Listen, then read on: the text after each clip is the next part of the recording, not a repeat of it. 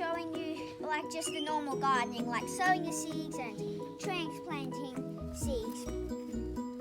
But in the last few weeks, we've been showing you more ways to protect your garden and help your garden, make sure your garden's great. So this week, what we are going to show you is how to know your mulch is A-OK and great for your garden. Let's continue. Hi, there's quite a few reasons we can mulch our garden. It can be done year round. Probably the best and most useful reason for mulching is to keep the weeds down. I'm sure most of us don't like to spend our precious hours weeding the garden, so that's probably the number one reason why we mulch the garden. Apart from keeping the weeds down, there's other great benefits, especially in summer, is keeping the moisture in and helping reduce the evaporation of water, so we're saving on some of our water costs. It can also help encourage some little microorganisms and worms under the mulch layer. They're always going to add some great benefits to our garden as well. It also, depending on what type of mulch you use, it can add some nutrients back into the soil.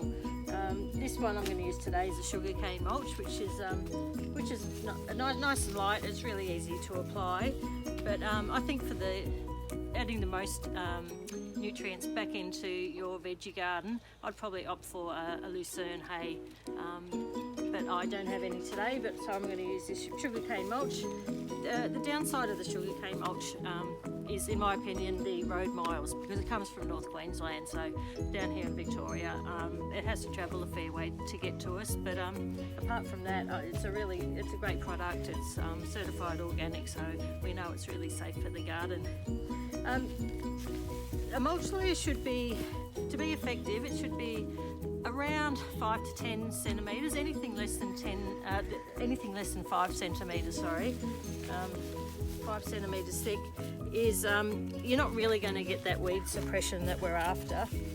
And if it's more than about, if it was, let's say we put a layer, that thick, we may stop some of the rain getting down to the soil. And it can stop the sun getting to the soil and keeping the soil at the correct temperature.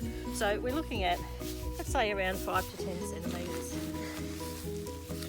When we're applying it, the other thing is, don't have it directly up against the stems of your plants, because if it's wet, it can actually promote like a rot around the stems of your plants. So we don't really want that. So if we can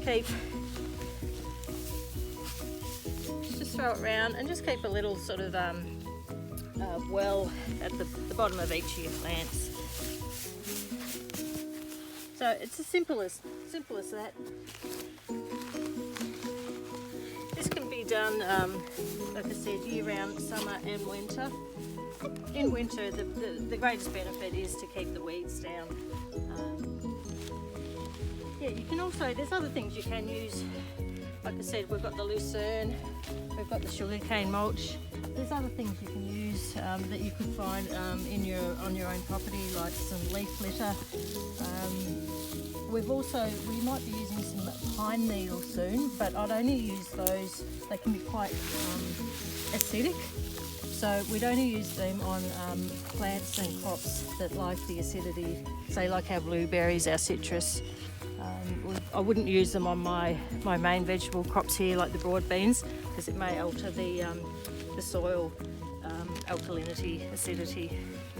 So as easy as that. Once we've got our garden all mulched in, I'll water it down, so just in case we get a big puff of wind and it blows down the road into someone else's house, so it'll just help settle it.